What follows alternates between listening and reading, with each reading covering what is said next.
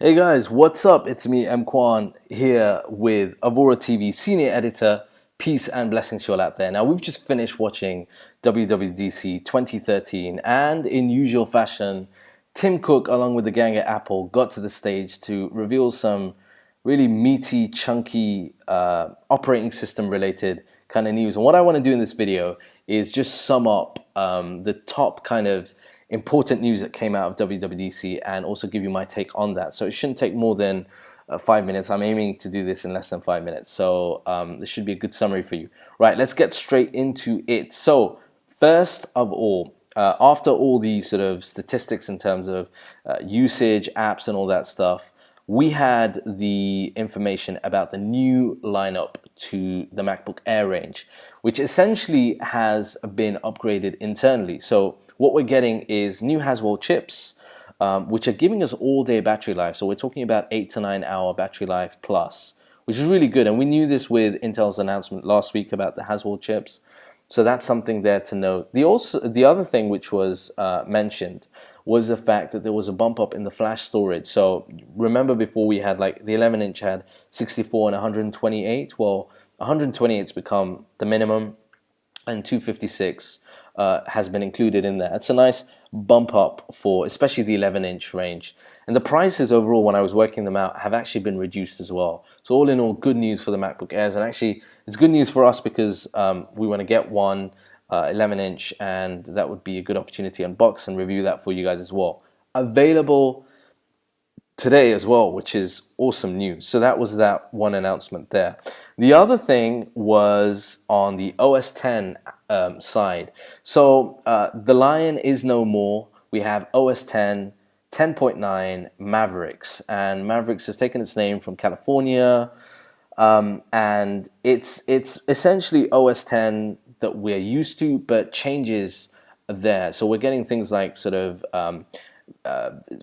tabbed find a window. We're getting things like multiple display support on a level that you don't currently get. For example, using your Apple TV as an additional display, being able to move the dock over to the display that you're using without fiddling around with things, menu bar options on that particular display that you're using. These are small things that are going to be essential for people that use the multiple displays. So that's good to see. We also have maps coming to Mavericks. We have iBooks now. We have major changes to Safari, and I use Safari a lot, so I'm kind of glad to see the changes there in terms of organization, in terms of more social sharing there.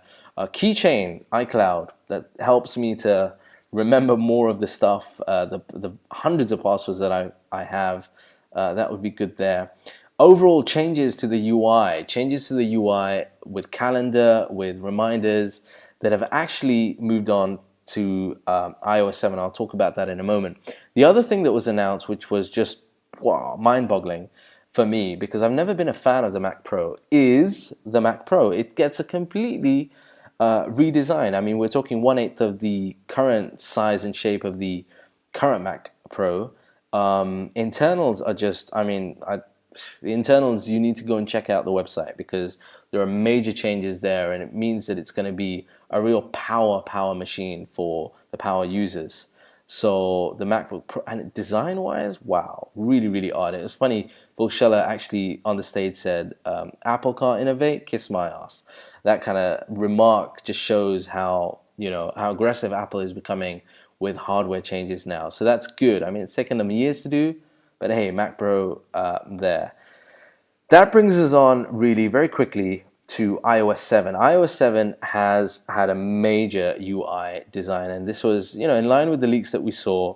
We're getting flatter displays. We're getting much more kind of, I hate to say it, much more kind of Android-esque design. Some people are going to disagree with that, but actually, if you look at the UI, if you look at the features that they have, I would say that they're very similar to things like BlackBerry OS in terms of really flat movement as well. I mean, some of the features that they showed in terms of going back screens, you just kind of slide edge to edge. Very BlackBerry 10 for me anyway, because I use a BlackBerry 10 device as well. I noticed that. And, changes to the notification drop-down menu, the lock screen, but they have also made changes to the icons as well, and you can tell that just by looking at the icon sort of arrangement here as well. Very much in line with the leaks that we've seen, and you can tell Jony Ive has had a massive stamp on this. One of the interesting things that kind of blew me away was how the UI, they showed that it has this kind of feature which allows you to kind of see behind the icons, almost like gyro movement that sort of is the gyro movement with the OS combined, and that was really, really impressive. So that's something there. All in all, you know, major UI changes to iOS 7 means that it affects majority of the users that, you know, have Apple products. We've got 600 million devices they quoted, and that is a fair chunk of people that are going to notice this change, probably this change more than any other. So iOS, you know, is interesting. There was no inclusion of any further iOS hardware announcements, so no doubt we'll see that in the fall. They did mention that the beta version is available for iOS 7. We're waiting to get our hands on that, and we will review that for you. But in terms of the rest of the people who want to get this as a final finished polished product, you're going to have to wait till fall, which is kind of like August, September-ish time, which is likely to mean that we are going to see a refresh of the iPhone and also the iPad and iPad mini range of devices as well. Anyway, I hope that's a quick you know, summary of things, as well as my views and opinions on that. Leave your comments down below. What are you excited about? What are you not excited about? Disappointed? Leave a comment. Even better still, leave a video response. Anyway, that's me, EMKWAN, Senior Editor at Avora, filling you in. Remember, you can follow on Twitter at EMKWAN and at Avora, as well as check my blog out, blog.emkwan.com. I'll see you soon. Until then, peace and blessings.